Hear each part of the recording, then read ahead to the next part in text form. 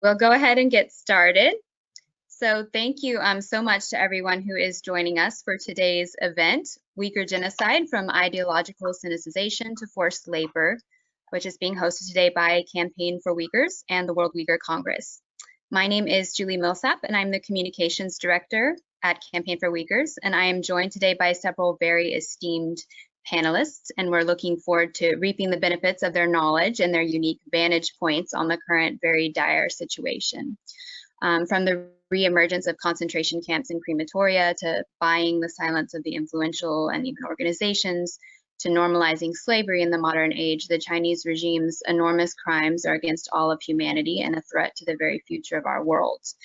Many people unfortunately believe that this is an exaggeration, but the patterns of emboldened human rights abuses and threat to religious freedom make this panel very timely, and we hope essential and useful part of the conversation that is surrounding the extermination of Uyghur culture and their very lives. Our hope for the event today, coinciding with the Ministerial to Advance Religious Freedom, is to look at the issues surrounding this attack on religion and ethnic identity in general, and how it is intertwined in ways that the international community can respond to this crisis, how they can address it, and we hope that you'll find the information here insightful. Beyond that, we hope that you will use these insights to inform your own further involvement in ending our present repeat of history's ugliest and most horrific mistakes. And so if everyone will take a look at who we have joining us here today, I'd like to make a brief introduction before we go into individual remarks. So we're going to hear from Congressman Tom Suozzi, some remarks from Miriam Lexmann, who's a member of European Parliament. We will hear from the President of the World Uyghur Congress, Mr. Dolkun Isa, on the ways that this genocide has affected the Uyghur identity. From Mr. Uerkesh Davlet, or as you may know him, Wuer Kaixi, on the needed response from the international community, and from Dr. Timothy Grose, who will be speaking to us on the Sinicization of Islam in the region. Finally, we are going to have some ample time for questions, and we encourage you during the lecture to submit those questions during the talk so that the moderators can present that to our panelists at the end of our time today. I do see that it seems that Congressman Suozzi has had some trouble logging on. Let me double check on this. And so we may move our order around a bit and begin with Ms. Lexmann, if she is ready. And so we hope that you'll enjoy hearing these remarks, that you'll find them something that helps you to engage further in these issues. So it gives me a lot of great pleasure today to introduce Ms. Miriam Lexmann. Ms. Lexmann is a member of European Parliament, and she was recently, many of you may know, part of a joint letter calling for an import ban on European products using Uyghur forced labor. She's made freedom of religious belief a priority and is very vocal on issues that involve the protection of democracy, as well as supporting pro-democracy activists in Hong Kong. Since joining the European Parliament in February, her impactful work in support of human rights is an inspiration to us all. And it is my pleasure to introduce her today to share some remarks with us on the European response and Uyghur forced labor.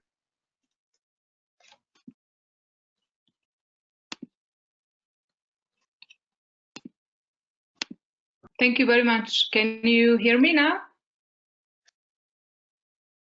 Hello? Yes, we hear you fine. Okay, yes. Okay, sorry, because I don't see the screen, so it's very difficult now to speak like, oh no, sorry.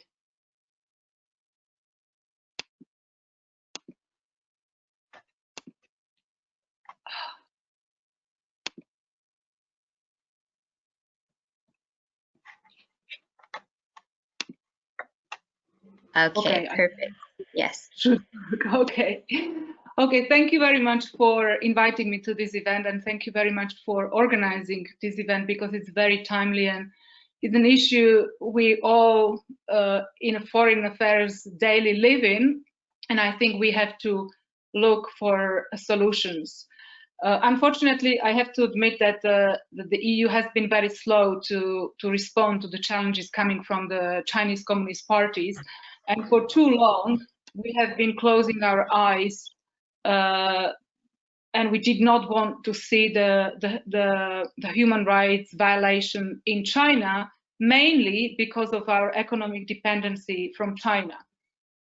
So until the pandemics, we practically kept our eyes low, but the pandemics has helped us to open the eyes, because we realized that if we are not going to change our attitudes to China, our own economies and our own democracies could be at threat. And I will use this. I'll use the words of Cardinal Bo here, who said that the lies, repressions, and corruption of the Communist Party in China are responsible for the pandemics. And I think this is something we all share, because we do know what was at the very beginning of the pandemics. I have to say that the EU has been also extremely slow in responding to what was happening in Xinjiang, but also in Tibet and across mainland China and Hong Kong in terms of the human rights violations. Sadly, very few weeks ago, after we all know about the dangers of using products which are a result of a slavery and slave labor, European Parliament has purchased terminal cameras which are measuring staff's temperature when they are entering the European Parliament, from a company, Hikvinson, which we all know that this company is involved in surveillance and human rights abuses in Xinjiang. This is very sad, and it shows that we are absolutely unable to be consistent in our policies, because we are discussing already the dangers of importing goods which are a result of a slave labor. But on the other hand, a few weeks ago, the European Parliament, which should be the beacon in pursuing human rights worldwide, is purchasing these kind of cameras. So unfortunately, I have to admit that the journey is very slow and will be very bumpy, but there are few areas where the European Union is already planning to address the challenges coming of human rights abuse in China and China as such. I would say, and this is something I am strongly trying to be vocal about, is the consistency with our values. The foreign policy of the European Union has been for a very long time forgetting our values, although in our treaties it clearly says that the values which brought the member states of the European Union together are the values which should be pursued in our foreign policy. And instead, we have been closing our eyes for the multiple human rights abuses, not only in China, but in other corners of the world, and realizing always too late that our policies, if we would be pursuing our values in the policies, should be probably more successful as the approach of close the eyes.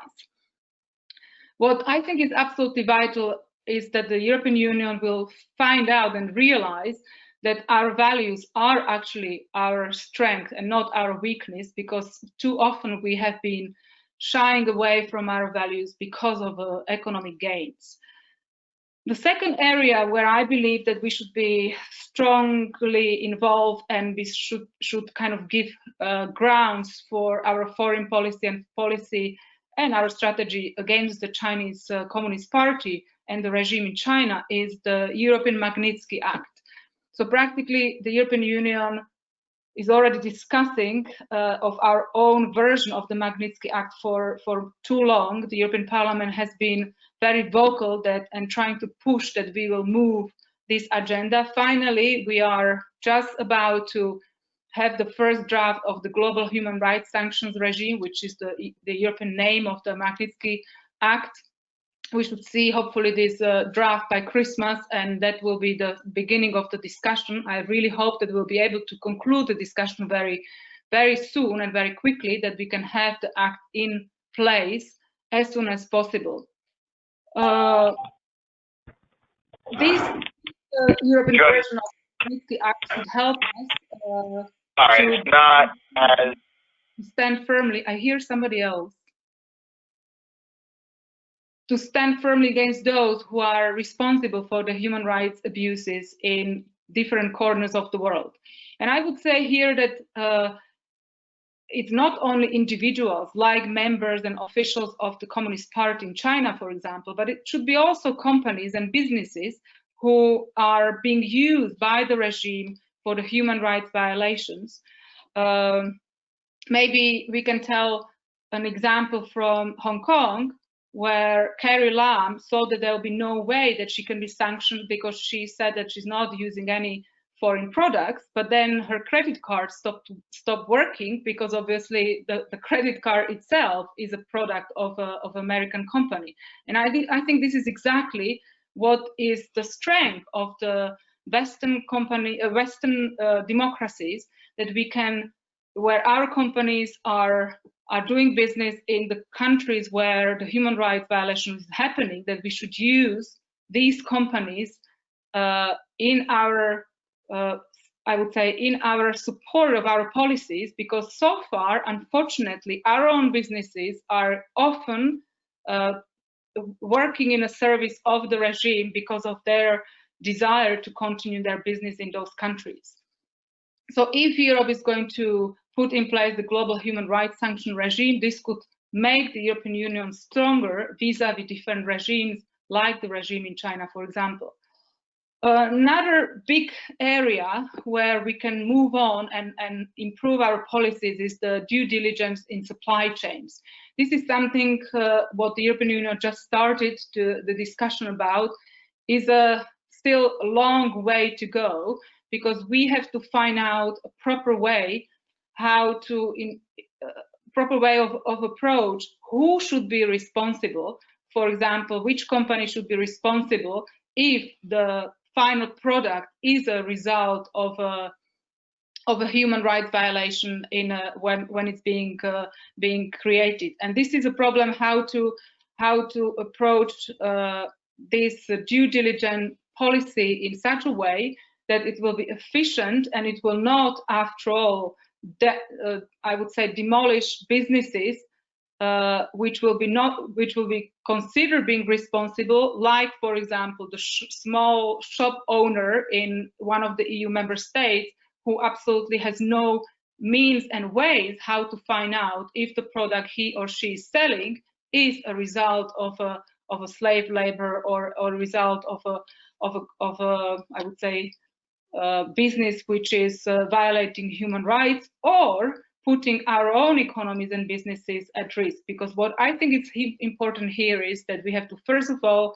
take care of the human rights issue in our consideration, but we should also take into consideration our own interest, which means that we cannot have products in our democratic countries which are putting at risk our democracy, because through this product, and this is especially the IT sector, that through this product our own citizens can be influenced, or their decisions can be influenced, or the privacy of conversations is also in danger. And I think this is especially in the IT sector, and we know how important cybersecurity is, and how strong influence disinformation and social media do have on the behavior and thinking and the way of voting of our citizens. So that's why I believe that it is absolutely important that we do address also this issue.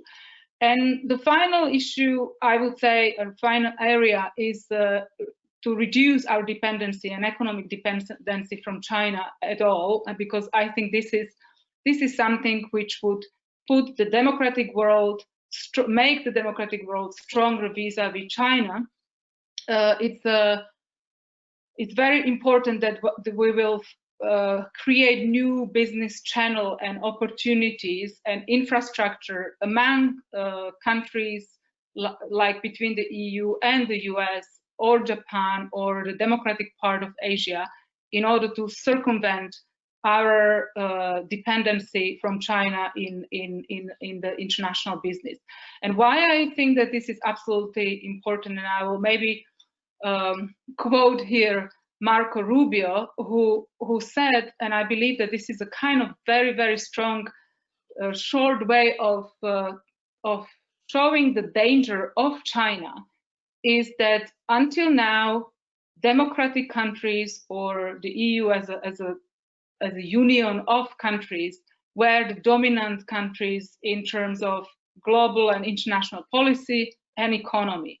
as soon as China will become a dominant globally as a global player, but as well in terms of economic player, it will be the first time in our modern history that a totalitarian regime will be on the top of the global hierarchy of countries, and this will change enormously our way of life and the way how the global issues will be addressed. And this is enormous danger. We, as a part of the democratic countries, have stand up to and find ways how to make this impossible.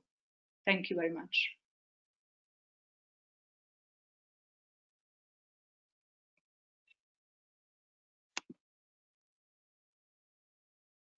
Thank you so much, Ms. Lexmann, for those very insightful and informative remarks. I hope that everyone found that very, very useful information. And as I mentioned at the beginning of the call, if you have further questions regarding the European response or anything, you can go ahead and send those questions in the chat or hold on to them for the end of the call, and we'll address those in questions and answer. So thank you very much. All right, well, it is my pleasure. Congressman Suozzi, are you on the call now? See if he's able to unmute. Okay, can you hear me? Yes, we hear you great. Now well, you great. can't. Now that you can't see me though, right?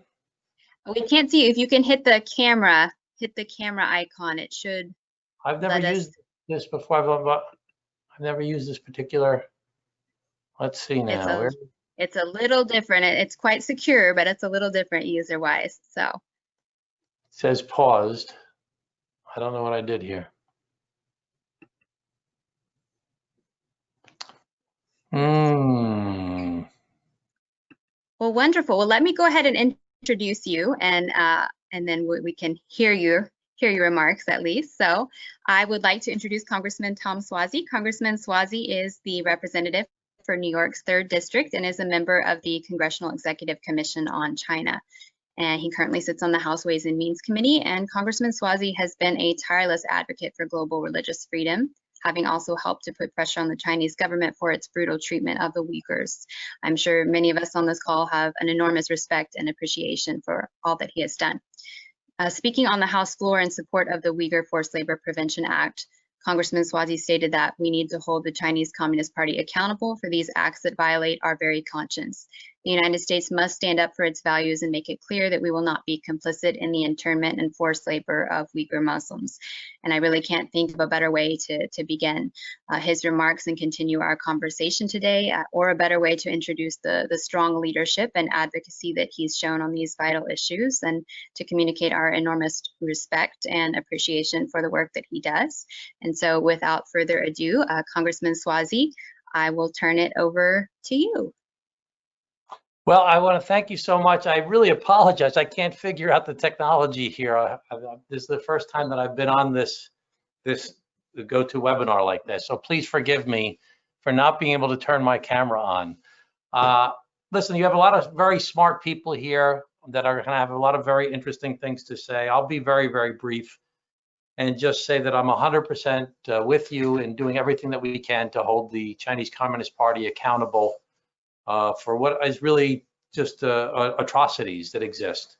And I think that I've said this often before, that in America, ever since Nixon went to China in the 1970s, we've all believed that over time that the Chinese government would, over time, as they were exposed to Western ways of life, to our democracy, to our capitalism, that they'd become more like us, that they would be exposed to what we think is the best way of living, and that they would adopt it. And that clearly hasn't been the case. And I think that while we are very engaged, those of us that are on this call today are very engaged in this issue, the American people are not aware of what's going on. We know it's been written about in the Times and in the Post, and we've read about it in magazines, and people that are paying attention understand that there is forced labor, that there is forced sterilization, that people are being forced to violate their religion, to eat things that they're not supposed to eat, to to eat when they're supposed to be fasting. They're not permitted to pray. They're trying to be conditioned to create more of a homogeneous society in China. And people are being subjected to terrible, inhuman abuse because of it.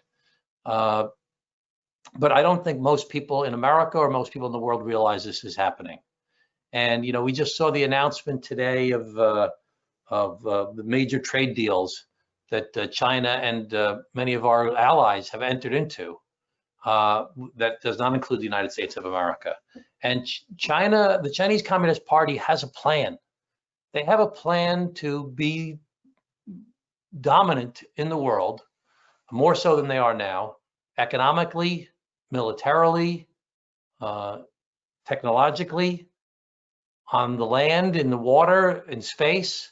And they have a plan. I mean, they're implementing that plan, whether it's the Belt and Road Initiative, or it's this trade deal that's been made, or it's efforts being made to advance their capabilities. They have a plan, and we are behind. We are behind in our efforts to try and combat it. And I'm hoping that the new administration, and I'm hopeful that the new administration will recognize that the human rights abuses that we're talking about here today are so indicative of what the Chinese Communist Party is really about. Whether it's the Uyghurs, or it's the Tibetans, or it's the students and others in Hong Kong, the Chinese Communist Party does not share our values, and they are willing to do whatever they can to achieve their ends, regardless of who in the process is abused. And we have to recognize that this has been going on for a long time. It's getting worse and more brazen. You know, we recently saw in New York City, in Queens. I represent a piece of Queens, not this particular part of Queens, but a represented piece of Queens, where a New York City police officer was arrested for spying on Tibetans at the Tibetan Community Center on behalf of the Chinese Communist Party. And that's something that we know about, but there are many other things that we don't know about that are taking place here in the United States of America, whether they're Confucius centers, or I recently was involved with an effort to try and take down a presentation at the Queens Public Library that was sponsored by the Chinese Communist Party that did not represent what really is going on in China. So we've got to wake up the American people, wake up the global community as to something that we all know and we take for granted, that how can this be so blatant and people aren't doing enough about it? We know about it, but very few people as a whole know about it. So I will continue to work with you to do whatever I can to educate my colleagues, to educate the wider public that we must combat this fundamental violation of basic human rights. And it's going to be a long slog, and a lot of people are going to have to go through a lot in the process to get to a point where we can expose what the Chinese Communist Party is doing and to hold them accountable. And I believe that holding them accountable economically is one of the most important things that we need to do. That they have to realize that there's a serious cost to this type of behavior. I think that's all that I need to share with you. I think that your speakers today and your panel are very, very capable. It's a great honor to be invited to join with you. And I'm only sorry I can't figure out how to turn my camera on. So thank you very much, everybody. And if you want me to answer any questions, I'll be happy to, but I'm going to continue this effort. Well, thank you so much, Congressman Suozzi. It's really our honor to have you with us today. And thank you for those insightful and very true remarks. As Congressman Suozzi mentioned, it's really an issue that is of vital importance and to the United States, and there are so many more people that need to be made aware, because he is completely right. There are so many Americans that remain completely unaware of what's going on and our own complicity in it. So thank you so much for that. As such, we want to continue our conversation before we move into our question and answer period with a few more speakers today. And our next speaker has paid an extremely high price for speaking against the oppression of the Chinese regime. From his youth, he's been an advocate for his people. In 1988, when he was studying at Xinjiang University, he was involved in leading the students' demonstration in Urumqi against the oppression of Uyghurs and was expelled from the school in the same year. Later, he was eventually forced to leave his homeland, eventually coming to Europe. He's been recognized for his efforts in raising awareness of the human rights situation facing the Uyghur people, and he is a consistent advocate for greater democracy and freedom, recently receiving the Victims of Communism Memorial Foundation's Human Rights Awards on the 30th of March, 2016. He has also been elected as the Vice President of the Unrepresented Nations and Peoples Organization, or you may know it as UNPO.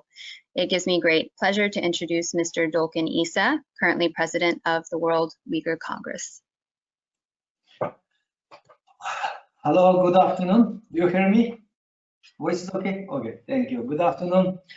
First, I would like to thank Polish Ministry of Foreign Affairs to be hosting for ministerial to advance the religious freedom and belief this year.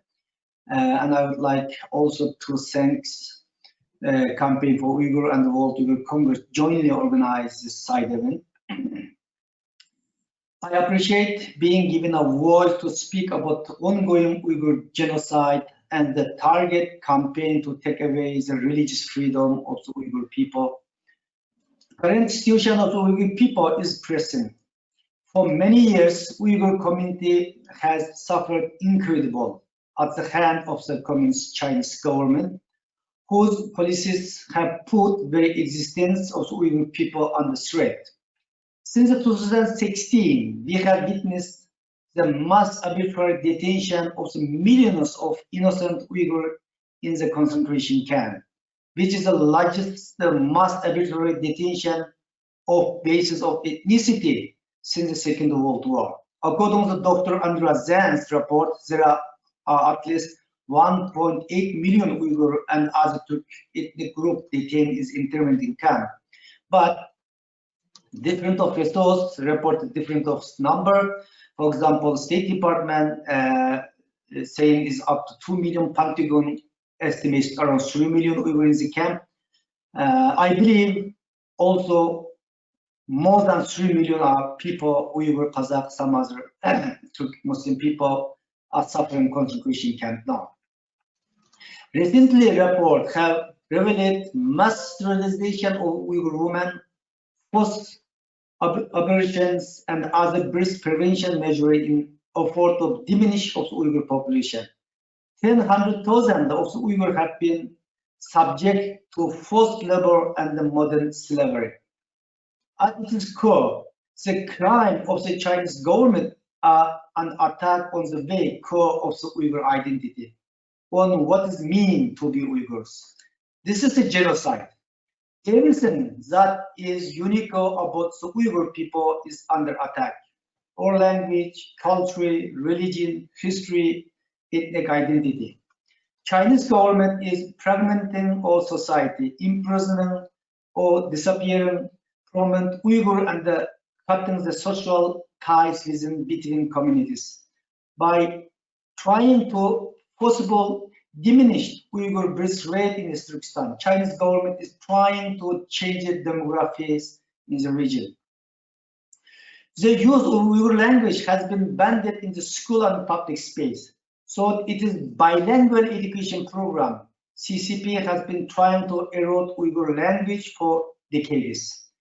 As we are saying now in Mongolia, southern Mongolia. In the recent year, this effort has become more aggressive. The Uyghur held in the camp are forced under threat of the violence to learn Mandarin Chinese and are indoctrinated, forsake their Uyghur identity and pledge loyalty to CCP and the CCP. Religious has been attacked with particularly ferocity for long. Even most basic expression of the religious identity have been criminalized. sought the amendments to regulation of on the religious affairs and the de-extremification revolution. Chinese authorities have effectively criminalized grown long beard, wearing Islamic dress, owning a Quran, communicating with the friends about religious online, and many other basic religious practice. In recently, it has become dangerous to practice Islam, as those who do attend the mosque or who show religious sentiment are arrested, sent to detention camps. To monitor Uyghur, the Chinese government has made Uzbekistan a police state and open-air presence. An estimate 1 million Chinese Communist Party members have been sent to the life in the Uyghur households to monitor if they practice religions or express their Uyghur identity. Chinese Communist Party threat Islam, Christianity, Buddhism as a disease and threat to their absolutely authorities. Chinese officials have described Islam an ideological illness that must be eradicated. Chinese government has an official policy Sinicizate all religion and to align them with teachings of Chinese Communist Party. CCP have also sought eliminated any physical representation of Uyghur identity or religions. Thousand mosques has been destroyed. According to the Xinjiang data project of Australian Strategic Policy Institute, since 2017, about 8,000 mosques were demolished and another 8,000 mosques damaged in some way, as well as 60% Uyghur cultural sites were damaged and destroyed. Similarly, Uyghurs, graveyards, and other sites of religious, cultural, and historical importance to the Uyghur people have been destroyed. Chinese government's attempt to destroy distinct ethnic Uyghur identity has not only targeted the Uyghurs who have been detained in concentration camps, but has also brought immense suffering hundreds of thousands of Uyghur children. Based on research by the influential scholar Andreas Zans, more than 800,000 children have been placed in the boarding school with the high security fences by end of 2019, where they are forced to renounce their ethnic identity. Even outside of China, Uyghurs are not safe from harassment, intimidation, and even physical violation. Chinese government constantly monitoring threat Uyghur living abroad, even in European Union. I have personally also has been faced so many difficulty, arrested, detention, and the last example, 2017, July, despite I'm the German citizen, I was detained in the room. Chinese officials tried to force Uyghur to spy on each other. Daily Uyghur new passport is essentially making them stateless, and relentlessly try to force countries to return to Uyghur refugees to China, where they are disappeared or subject to horrific human rights violation. Anyone who dares to speak out about Chinese crime to the Uyghur risk having their family member detained in the camps or punishing for raising these voices. Chinese Communist Party is attacking our people and destroying the Uyghur homeland before all their eyes. Uyghur living in the diaspora have had to watch in all horror as our country, language, religious, and history disappeared. Our collective sadness cannot be expressed in the world. In the last 2 years, we have lost, I have lost both my parents, my mother and the father. My mother died in the camps in May 2018. I learned my father died from CCP propaganda article attacking me in January this year, 2020. I have not seen either of them over the 20 years. I have not been able to hear their voice for years. No I will never will again. I learned that one of my brother was given long prison sentence on unfounded charges. Other member of my family members in Turkestan have been forced to denounce me and my activism in the CCP propaganda videos. You will find that nearly each family has similar stories of loss. It is a sad fact of the Uyghur have become a people united to suffering at the hand of the Chinese Communist regime. Despite scale and the severity of the CCP's treatment of the Uyghur people, which we are content among to genocide. CCP has never been held accountable. Its action and institution continue to get worse. While we appreciate that number of countries have been raised this issue on the number of occasions, there has been no concrete action and no charge in the behaviors from the Chinese government. US only the country stepped up concrete action, and we appreciate it, and the UN's administration, US authorities sanctioned more than 50 Chinese companies and high level some Chinese Communist Party officials.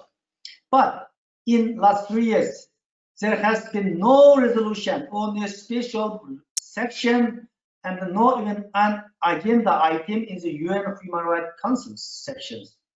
All the UN treaty body special rapporteurs have raised this issue.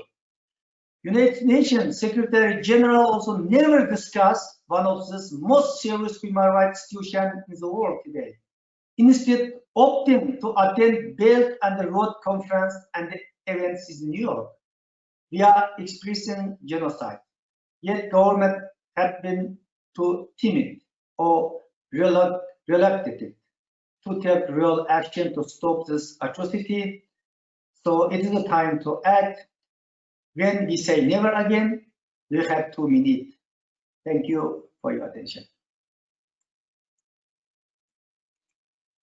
Well, thank you so much, Dolkun, for sharing that with us, those powerful and very true words that I know for me certainly remind of the human cost of what often becomes this very politicized conversation, and it's very important for us to keep that perspective and remember that. So thank you so much for sharing that with us today. Next, we're going to be hearing from someone that you may know as Mr. Wuer Kaixi or Uerkesh Davlet. Uerkesh was one of the leaders of the student pro-democracy movement associated with the Tiananmen Square massacre, and he now resides in Taiwan. Perhaps one of his most infamous moments was being listed as #2 most wanted on the list of student leaders wanted by the Chinese regime. But now you will know him for his work to advocate for democracy in many languages and often sought out by many news outlets, scholars, and journalists.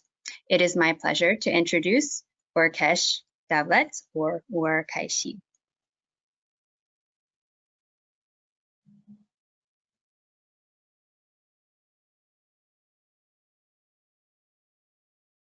We can't hear you, Uerkesh. Sorry. Yes, there we okay. go.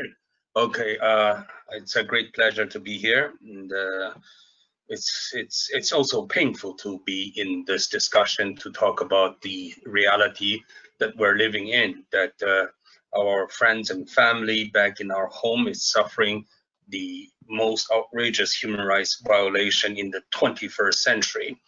A time that we would think event like this would have been extinguished, but still under the broad daylight, one of the largest country, one of the biggest stakeholder in the world, have decided to gather more than 1 million people in internment camp because of their differences, their defiance, because of simply they're not submitting themselves to this totalitarian rule.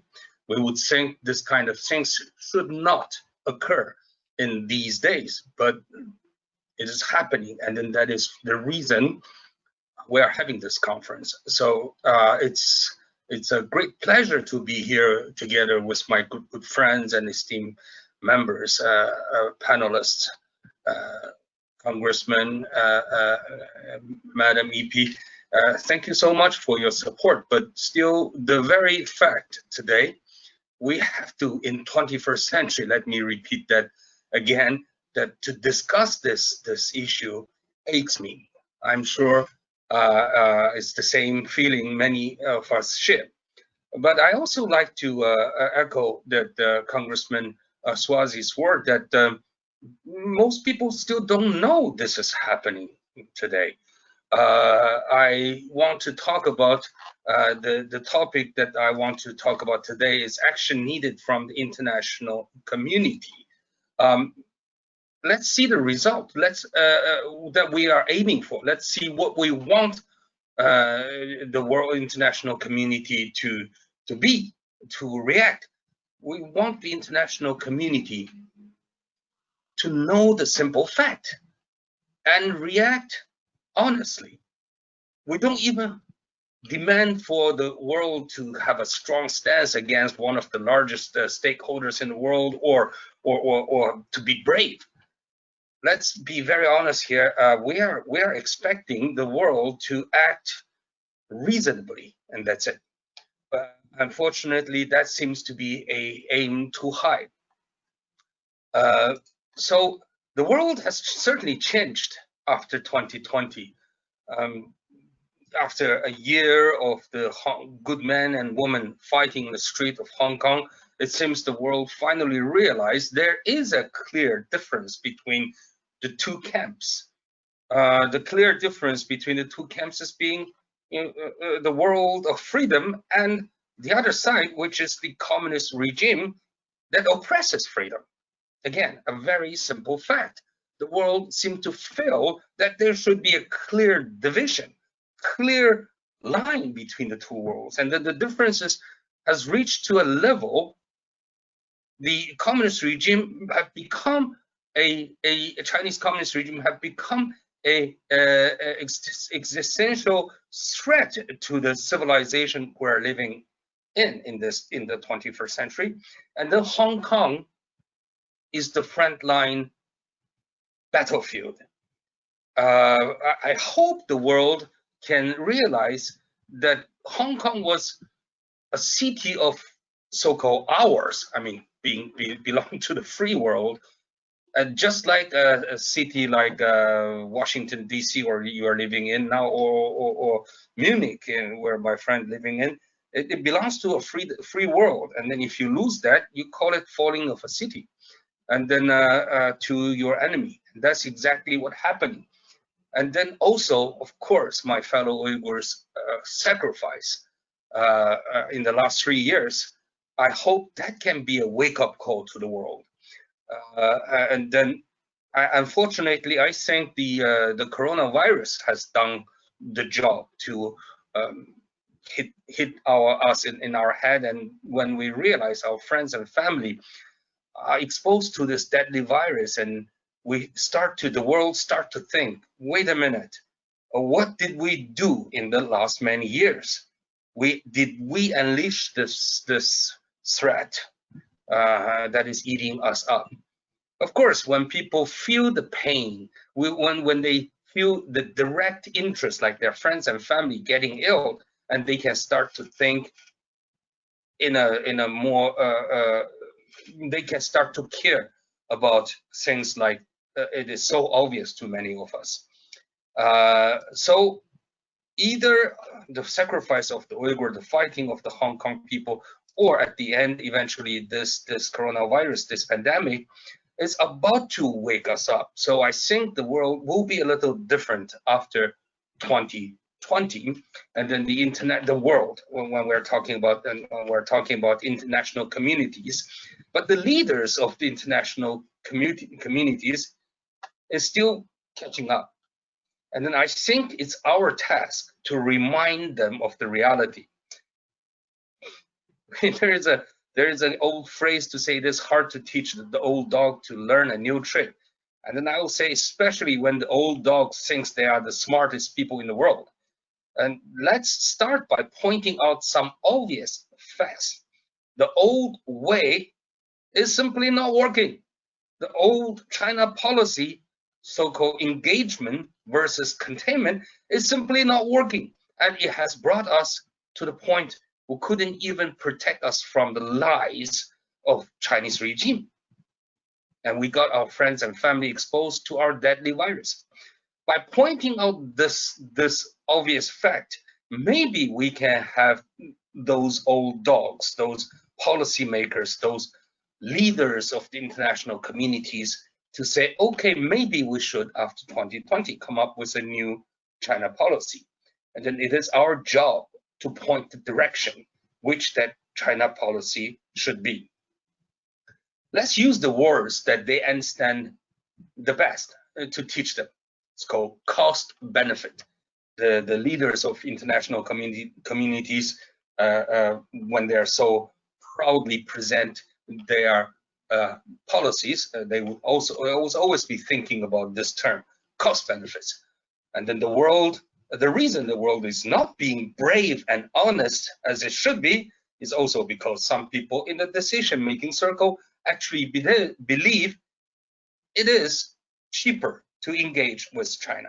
Let's point out as simple facts. It is costly to put sovereignty rights above human rights. After World War II, the world have entered this Cold War mentality. After the Second World War is so costly that we decided to do our best to preserve the peace. And the solution, we decided to respect borders, so that we protect borders, we protect one country from invading another. So by doing that, we also given each country's sovereignty such a high position, and then it went above human rights. So we decided to keep peace at all costs. We decided to turn a blind eye when we see a government violating human rights to their own people. And then later on, we find there's a business opportunity and then a fabled 1 billion people market have also triggered some people's greed. And then they forgot for the short time benefit of trade and economy will cost us in the longer term. So it is our task to teach the international community that it is dangerous to deal with China without a contingency plan, as simple as that. We share different sets of values. And then from our personal experience, there's one lesson I hope with all your help we can express to the whole world. The true character of a totalitarian regime, especially this regime, the Chinese Communist Party regime, is not just evil. The most important character is that they're greedy and they cannot stop. So when they find the world is kowtowing or giving in to their demand, it only helps growing their appetite to export their sets of value. And then they cannot stop. So that will become something, it will go beyond the scope that the world international leaders have hoped that engagement can eventually open the eyes of the Chinese leaders, so they see, they share, they accept the values of the world. It doesn't work that way because of that greediness. They want, and then what they want, actually nothing more than just simple cash, money that make them not much so different from a petty theft. So the world need to wake up and realize, in reality, the Chinese Communist regime is nothing more than a group of thugs and a crime group, a crime family. So I remember I said this in the Capitol Hill last year when we were there commemorating the 30th anniversary of Tiananmen massacre. And I said the United States will be much better off. Actually, I should say the world will be much better off when forming a new China policy to consult criminologists instead of the so-called international relation experts who think they're so smart, could not learn the difference between reality and their fantasy land. We should teach the world community that. And then by saying the world community, I'm talking about bodies of the world governments, and politicians then runs them. It's hardest to change after they are the hardest group of people to change their mind. But I think we should welcome our friends from especially parliaments like Congress. They are much more, and I think Congressman Suozzi has just proved that they are much more sensitive to facts, and that is morally related matters. They are sensitive their constituency, so we should also educate their constituencies, and then they are willing to be leaders to change. So we should, of course, put tremendous pressure on the government leaders, but I think to do that we should make our best cases appeal to the world democracy parliamentary members. The other international community we should talk to more, of course, is media. The media is our friends because by nature they believe in freedom, and their endeavor for that has also been difficult in China, and that made them a natural ally. And but I hope they can understand one simple fact. I hope that we should tell media, our friends in the media, that it is just morally wrong to ask the oppressed to provide evidence of how they were oppressed. We should also remind them that it is nearly just months or even weeks before the end of World War II, the Allies have learned the existence of the Holocaust. The oppressor oppress, and then they keep that oppression as a secret at all costs. So we need to bring our friend, our ally media into this fight by telling them it is your job to find the evidence, not asking the oppressed to provide that. Another international community we should work on is the business communities. One community we should spend more effort, apply more pressure, and then with the language they understand, consumers. So if we can talk directly to the consumers, we can probably find our way, have a dialogue, constructive dialogue with business leaders. And with their help, we can make a difference with China. And then, of course, we should talk to religious organizations. Uyghur are Muslims, so naturally we should appeal to Islam's community. But I think the oppression of any religious freedom is something can resonate to every other religion group who are also suffering in China.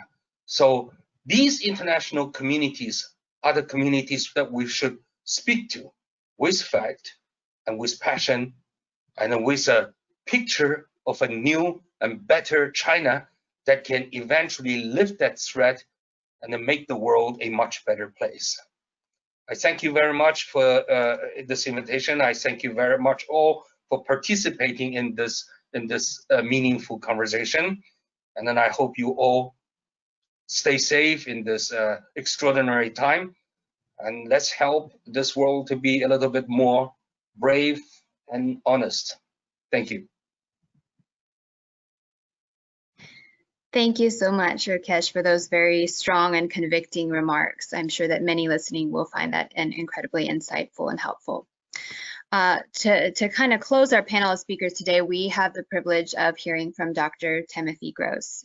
And Dr. Grose is a professor of China Studies, and he has an expertise in ethnicity, ethnic, and education policy in China. A lot of his current research has been focused on the Uyghurs, and his expertise in this area has been sought by several international and national media. And he has been extremely influential in providing perspective and information regarding the realities, how this targeting of the Uyghurs has been carried out by the regime. Today, we have asked Dr. Grose to speak to us specifically about the Sinicization of Islam. And so we're all very privileged to learn from his perspective and wisdom. And with that, I will turn it over to Dr. Timothy Grose. Good morning and good afternoon and good evening, depending on where you are. And as always, I'm very honored and humbled that my voice is trusted in these types of panels, especially with such distinguished guests. So I was asked to talk a bit about the quote-unquote Sinicization of Islam in the region, and because I kind of have a face for radio, not webinars, I decided to put this into some slides. And because I think the quote-unquote Sinicization of Islam in the region is very visual. And I can actually see what you see, but do you see my screen now? Yes, we see it. Yes. Okay, and so what this talk is going to do is going to look through look at the pillars of Islamic faith, the embodied practices of Islam, and then look at some practices that are recorded as hadith or words and actions attributed to his Prophet Muhammad, to show how the CCP is attacking them and severing links of transmission of Islamic knowledge through generations of Uyghurs. But first, I'd like to draw attention to the Chinese Constitution, and I somehow cut off my own screen here, so I can't actually see what I'm seeing. Pardon me. Why can't I see my screen now? It's on the slide that says Article 36, Citizens of the People's Republic. Yeah, but I can't see it on my I can't actually see it on, I see you guys. Let's see, if you hit it, Okay. if you hit the view button, it may, yeah.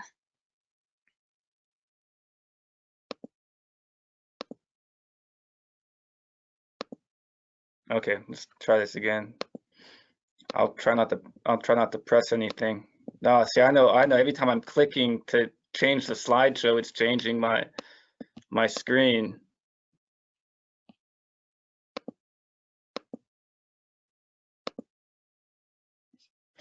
If you try when you log in hitting the arrow key. Yeah. Okay. Yeah. So we'll try this again. But yeah, every time I'm trying to change the slide, it's flipping me back to the view. Yeah. In any case, but I'd like to draw your attention to the Constitution of the Republic of China to show just exactly the limitations of religious practice that they have imposed on its population. And oftentimes they will tout its constitution as kind of codifying religious freedom, but as you see it in Article 36, really this freedom is only extended to religious belief. But when it comes to terms of actually expressions of this belief, there are many limitations, and oftentimes the limitations are interpreted very arbitrarily and ambiguously. And as we see in Article 36 of the Constitution, the state only protects quote-unquote normal religious activities. But as we see, and in Xinjiang, there are now 24. Actually, I think the count is now up to 27 quote-unquote illegal religious activities. And during my travels to the region, every religious site had to hang one of these posters outside its premises. And as we see through just some of them, the language that describes the types of quote-unquote illegal religious activities, again, are very ambiguous and can be interpreted by local officials in very flexible ways. So, for example, disseminating any messages that do not align with the ideals of the party, using religion to organize activities that can hinder social order. These are types of things that, again, when they're not defining what social order is, we're not defining what the party ideals are, they can essentially impose this law, interpret this law to target any form of religious activities. And that's what we've seen since really the early 2000s. That's exactly what they've been doing. So I want to draw our attention quickly to the 5 main embodiments of Islamic practice, which are codified in Islamic law, through Hadith and through the Quran, of course, and are known more collectively of the 5 pillars of Islamic faith, which are the Shahada, and that's profession of faith that there is only one God but God, and Muhammad is his messenger. The second being ritualized prayer or salat, and devout Muslims will pray 5 times a day. The third is zakat, which is donating about 1/40th of one's wealth to charity. The fourth is fasting during the holy month of Ramadan, and finally the Hajj pilgrimage. Now I know I only have 10 minutes, so we're not going to go through all of these, but I'm going to show you some of the most, I think, blatant examples of the CCP limiting and restricting Muslims in the region from expressing their faith in very, very basic and fundamental ways. And oftentimes, as pushback against accusations that there's religious repression in China, Chinese media and denialists and apologists will point to the number of mosques in the region, and they will simply say, well, how can there be an oppression of Islam or suppression of Islamic practice in the region when there are over 24,000 mosques? But of course, what this number doesn't tell us is who's going to the mosques and under what circumstances. And so if we look just very quickly and almost superficially, we can see that the restrictions on who can pray are vast. And my screen just clicked off again. This is so weird, but bear with me. So first, we know that minors, college students, and anyone employed with the government, and these government jobs are very, very general. So, and any sort of state employee are forbidden from praying at mosques. In urban areas, and this picture is from Khotan, mosque activities are carefully monitored, and they have literally kind of armies of law enforcement personnel keeping careful watch and an open ear of what's being said and the activities that are occurring within the mosques using centralized surveillance equipment. In rural areas where they don't have the type of surveillance apparatus in cities, essentially sent down workers or work teams are put on duty outside of mosques during prayer times, especially for Jummah or the Friday congregational or communal prayer.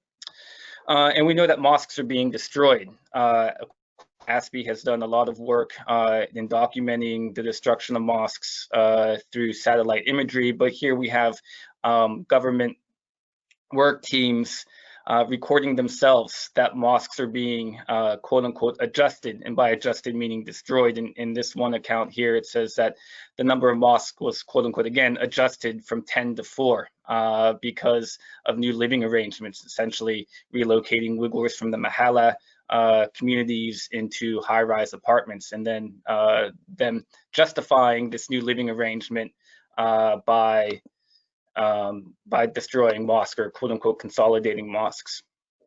How about fasting? Again, one of the basic practices of Islam as codified in the 5 pillars of Islamic faith. Well, the number or the groups of Uyghurs who are actually allowed to fast during Ramadan are very, very few and very, very small. So of course, students and government workers are unable, including law enforcement, are forbidden from fasting. In many places, guardians of students are also not allowed to fast, and they must actually sign pledges that they will provide 3 meals a day for their students and encourage this practice, and they vow to keep them away from any religious sites. Even retired teachers in many areas must pledge to abstain from fasting during Ramadan. So again, it's not just current employment with the state, but past employment with the state could preclude you from these basic Islamic practices. In many places, even if you don't fall within these categories that forbid you from fasting, that you must go on basically communal dinners with local officials at local restaurants or fast food chains. under the kind of blanketed term of strengthening ethnic unity. But of course, these dinners are being organized during the month of Ramadan, when otherwise people who would fast would be fasting. And of course, reluctance to attend these events could cost you your physical freedom. And finally, again, we see that the extension of where these prohibitions include go far beyond just the people who are employed with the government. So we have documentation that family members, including children, parents, in-laws, grandparents, spouses, grandparents, siblings, and spouses' siblings fall under these prohibitions against basic Islamic practices. So essentially, and this is just a very rough flow chart that I created somewhat quickly about who's actually allowed to fast. Essentially, no one has complete freedom to fast. In many cases, it's illegal if you're under 18, if you're a student, if you're employed with the government. In many localities, it's illegal even if you have a family tie to the government, regardless of how maybe tenuous that tie is. And even if you don't have any tie with the government, in most cases you're discouraged from fasting, and you're discouraged from fasting at weekly meetings. So in the region right now, currently every Monday is set aside for a flag raising ceremony that's followed by political speeches.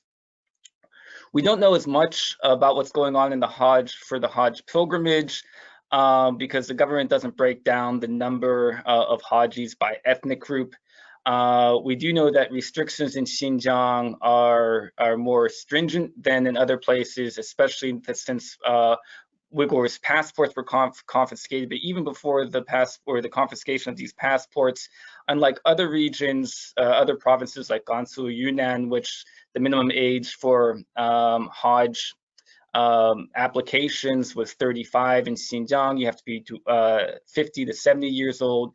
You can't be a retired party member. Their families can also not apply. And we do know of examples of detention occurring because of going on Hajj pilgrimage.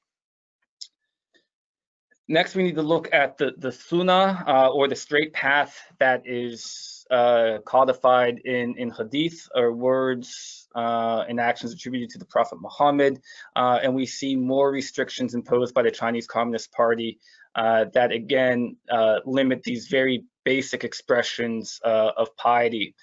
So in 2013 and 14, there was the banning of quote unquote, extremist religious attire, and essentially that put restrictions on most types of head coverings, including the hijab, chumbel, which covers the face, the Torah Romal, which is a kind of a heavy neck covering.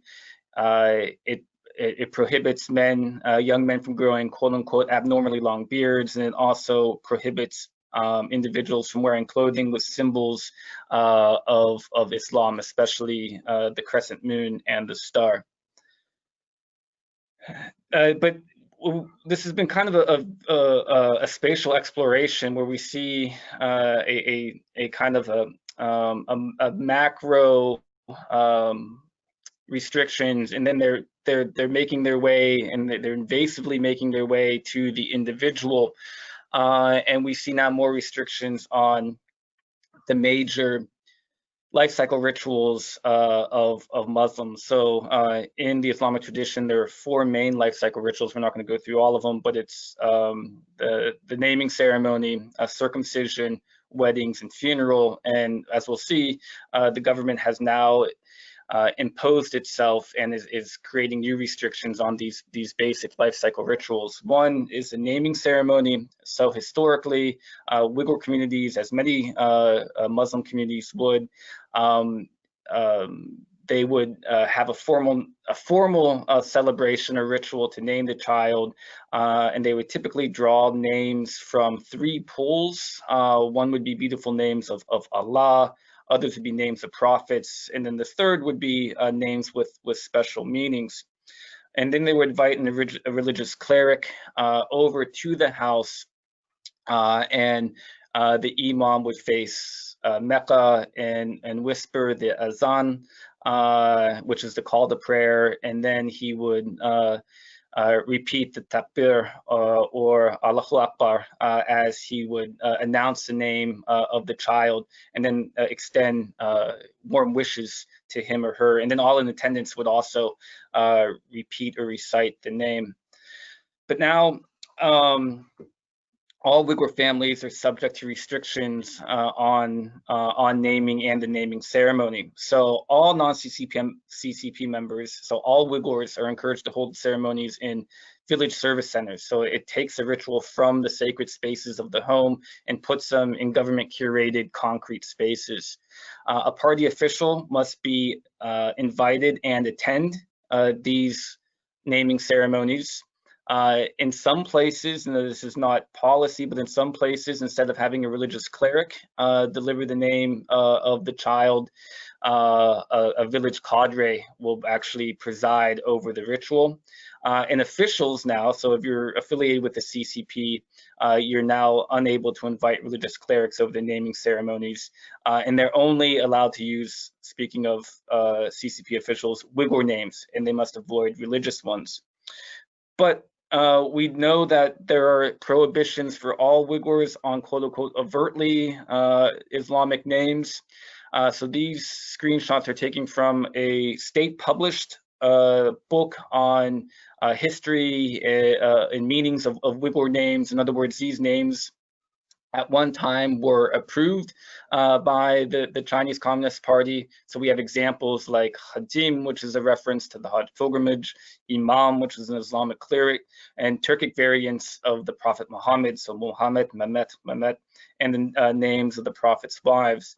But beginning in 2015, 16, and 17, we saw a number of Uyghurs change their names because the names, especially of their children, were deemed illegal and extremist. And so these are screenshots from the Xinjiang Daily, which I told you can access at Xinjiang Daily online. And we see again these individuals changing either their names or the names of their children. My son's former name was Qadruddin Mahmud, so Mahmud being a variant of Muhammad. I changed his name to Qadruddin Mehmet Yusuf. I was named Abu Bakr Qadir, Abu Bakr being the first of the rightly guided ones in the Sunni tradition. From this day forward, my name is Eskar Qadir. My daughter's original name was Aisha, a name of one of the Prophet's wives. I changed her name to Arzugul. So again, that we see this documentation of changing the personal identity of Uyghurs. How about weddings? Well, historically, there were two components of Uyghur weddings. There was the religious vow, or the nikah, and then that would be followed by a larger celebration. The nikah was presided over by a religious cleric, usually an imam, who would read verses from the Quran and sometimes hadith, and then blesses a newly married couple. Now nikah is only permitted to be performed among non-party members, and therefore, if you're any way associated with the Chinese Communist Party, or if you're the child of someone who's affiliated with the Chinese Communist Party, you can no longer organize or hold a nikah. And they've also changed the order in which nikah are allowed to be held. In the recent past, you're allowed to do the nikah first, and then have the state legalize the marriage at the local, essentially local police department. But now the policies change where you have to go through the state marriage certificate first, and then and only then can a religious cleric preside over the nikah. And so this just gets to my final point, and we see, you know, an unmistaken tightening of restrictions on very, very basic religious practices. And I think that the general pattern and strategy is encapsulated by a Uyghur county level official in Marylebone County, who was first speaking to his colleagues in the party, and in a WeChat post, he implored, if we Uyghurs aren't Muslims, if we aren't Muslims and we are atheists, why must we invite clerics to engage in religious rituals at name-giving ceremonies, circumcisions, weddings, and funerals? Why do we eat halal? So again, he's imploring his colleagues to distance themselves from religious practice, but then he's extending this call for all Uyghurs. In other words, that it's not enough that it's just the party who needs to secularize, but he hopes that all Uyghurs themselves secularize. When he adds Uyghurs or Uyghurs, excuse my typo, they aren't Muslims, and we must make this concept clear. So again, I think this encapsulates the strategy of the Chinese Communist Party to completely secularize the Uyghur community. Thank you.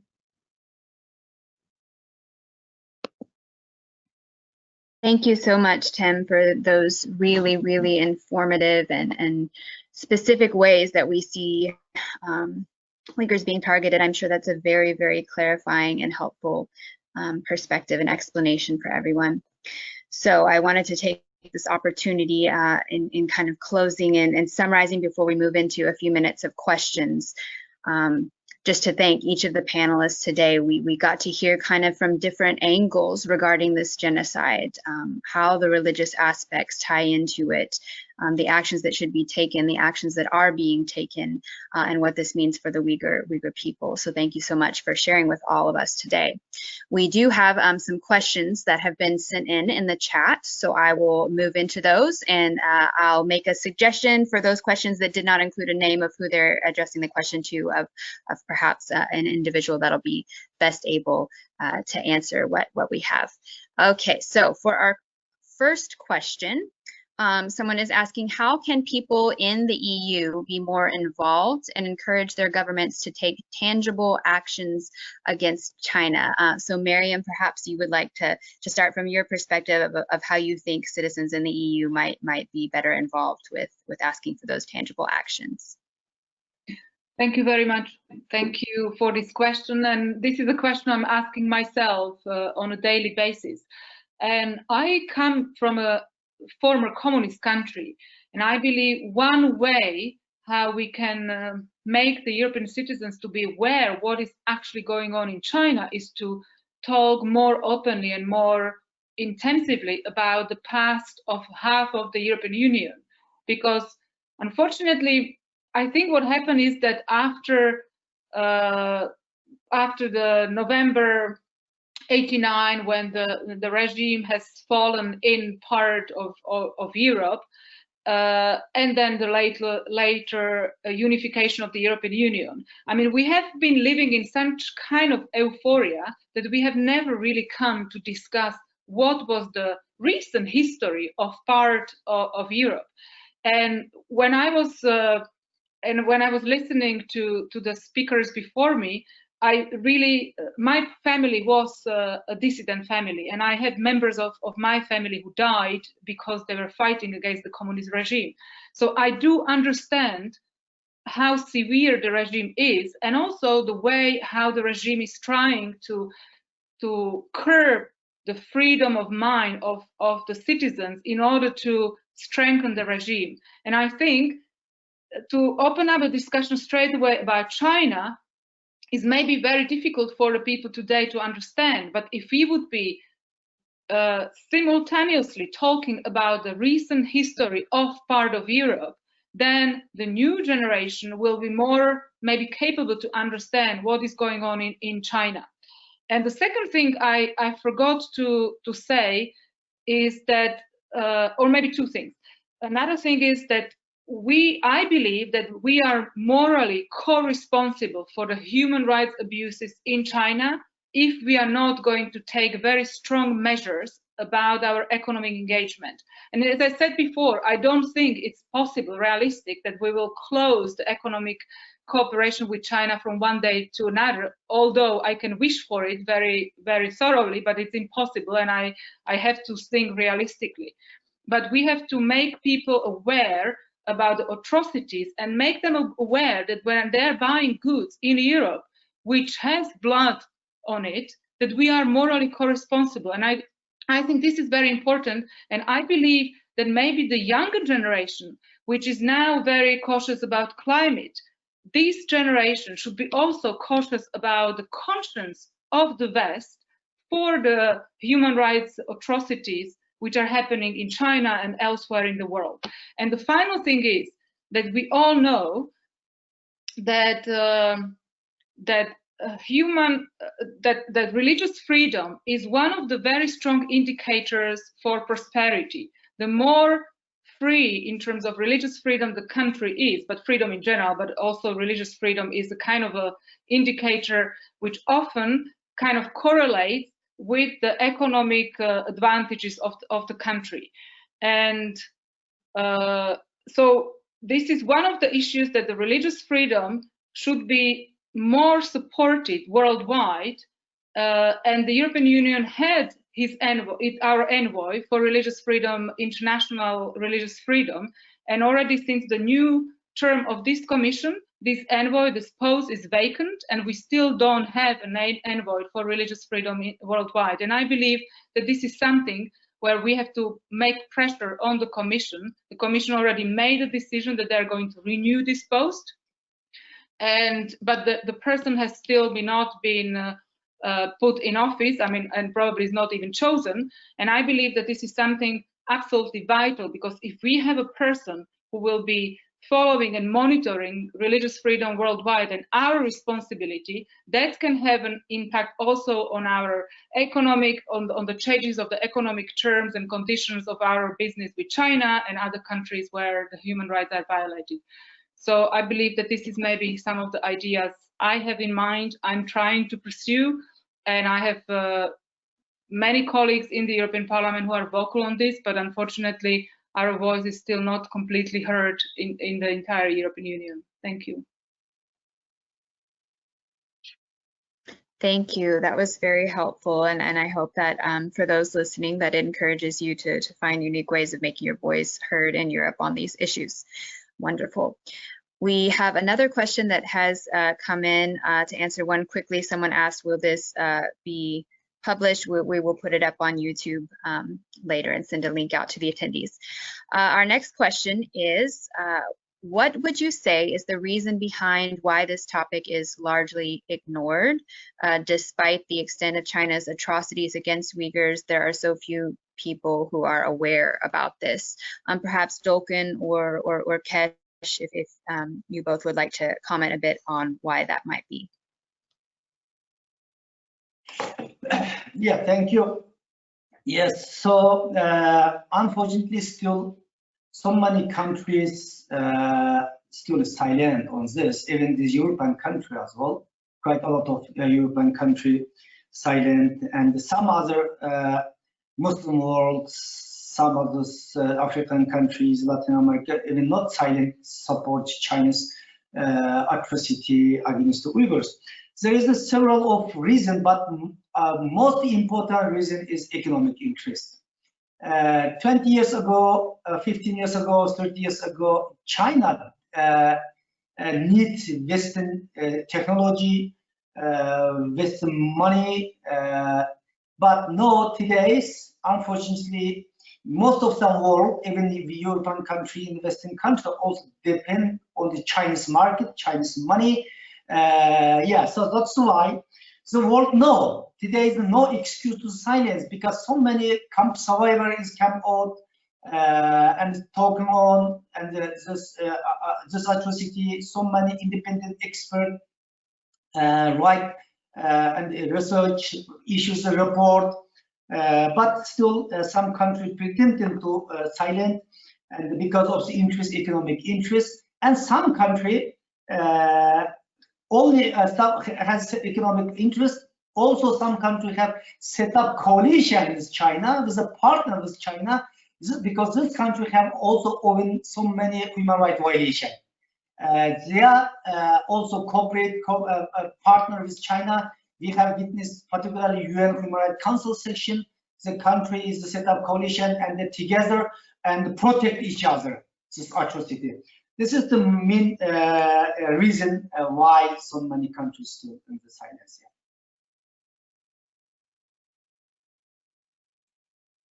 Uerkesh, did you have anything that you wanted to add? Yes, if I may.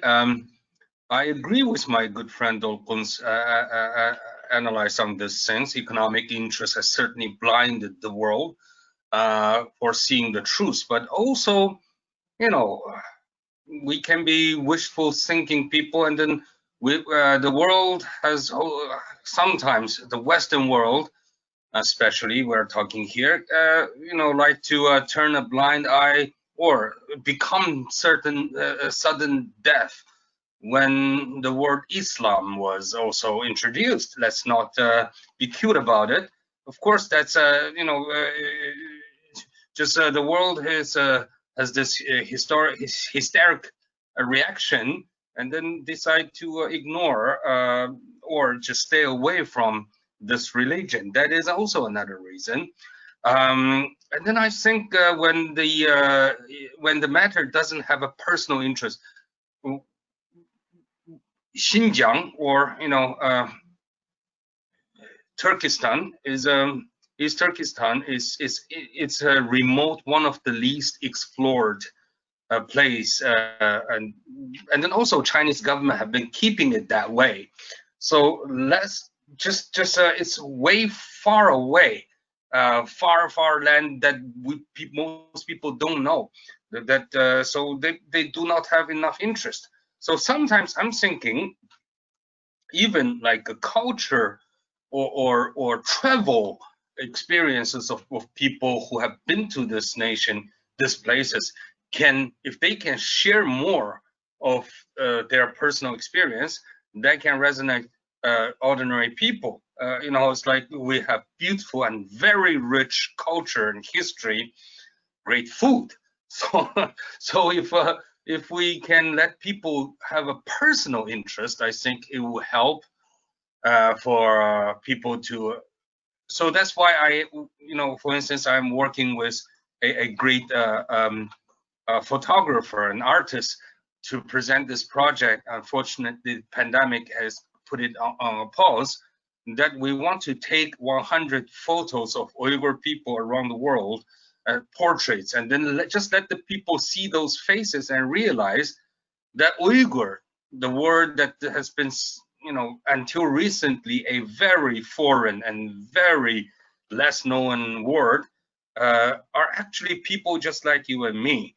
The personal interest, the lack of personal interest, I think is one unfortunate fact that if we want to be an advocate for this movement, we have to press on it. Thank you. That's a wonderful point. Very thought-provoking. We have another question that has come in for Dr. Grose, which is asking if, in your observation or opinion, you feel that what has happened to the Uyghurs will continue with the Hui Muslims in China.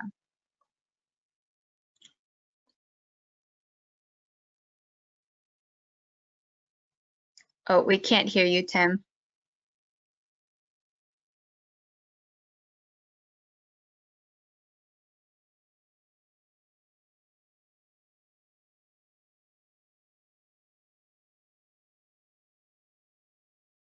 Try speaking now.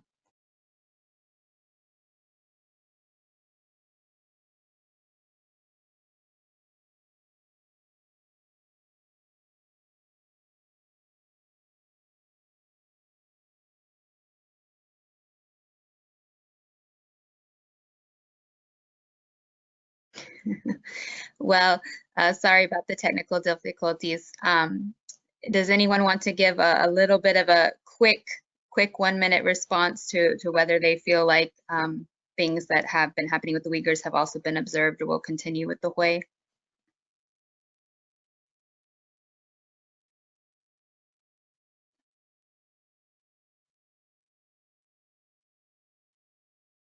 If I may? Okay. No, Dolkun, go ahead. Go ahead. Go ahead. Well, I think this panel have trying to answer that question. We certainly don't want the Chinese Communist Party to keep oppressing Uyghur people. As I began, when I said we all feel the ache in our heart in the 21st century. How could the world see this and then let this happen? And then I think anybody who have a simple knowledge of what's going on there would ask themselves just that. But how do we change this? How do we stop Communist Party from continuing doing this? That's the real question. And then I think combined force, and then after 2020, we have a genuine chance. That will be my answer. Am I going to make a prediction? No, but I'm going to make a pledge that I'll do my best to change that. And then since Tiananmen, since 1989, we have been waiting, we have been trying to make this happen, and then it's been 31 years now. Now I think in year 2020, we have a genuine chance to make this world an honest world, and then to gaze into Chinese communist regime and say, how could you do this? And then I think after 2020, we can actually change the game. There is a genuine chance. I'm just saying there is a genuine chance. So I'm not trying to answer how long it's going to last. Is this going to continue?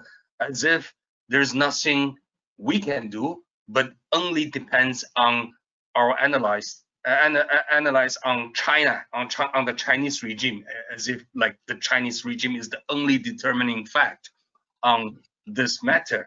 No, we are too. So so I think it depends on our efforts, and then, but we really have to change China, change Chinese regime. Yeah. Thank you. Dolkun, maybe. No, yes. I just add a couple of sentences. So actually, CCP is the organization attack to all religions, not only Islam. And the Chinese Christians are suffering today, the Tibetan Buddhist, Falun Gong. But it is compared between Uyghurs and some other group or some other religious group. Tungan Huizu is speaking Chinese and the religious Islam belief. But recently, at the beginning, they don't have much problem. But recently, yes, since at least 2 years, because so many atrocities, so many religious persecution towards Uyghur, most of some Muslim world is continuous silence. Then it is encouraged by the Chinese government. Then there is some really religious persecution towards the Tungan Muslim as well. Destroys their mosques and anti-Arabism, or like is all Arabic language or letter on the mosque. And yeah, now they are also face some strong pressure by the CCP. Well, thank you so much. Before we close today, Dr. Grose went to the trouble of typing an answer since he's having some microphone issues. So for anyone that missed that, Ningxia, Gansu, and Ningxia are undergoing de-Arabization campaigns, which have been realized as the destruction of domes of mosques. There are also more patriotic education lectures and training for imams in those regions. So yes, there are stricter restrictions in these areas, but not like we've seen in Uyghur communities, where Islam is often infused with an ethno-national identity and not just a Minzu identity. Not conflicting with Chinese nationalism, that is. So thank you very much, Dr. Grose. Well, that brings us to the end of our panel today. We are out of time. I did see a few more questions come in the chat, so I wanted to let everyone know if you're wanting to engage further with these issues or have more questions that you would like to ask, you can contact World Uyghur Congress or Campaign for Uyghurs, and we'll put those websites in the chat, and be sure to send a follow-up email as well to all our attendees with more ways you can get involved and resources for those who want to continue to engage and get to know more. Again, thank you to each and every one of our panelists for coming, for using your valuable time to share your insight and wisdom and knowledge with us today. Thank you, and we hope to see you again next time. Yeah. Thank you, everybody. Thank you. Thank you, everyone. Thank you, Julie, for the excellent work. Thank you.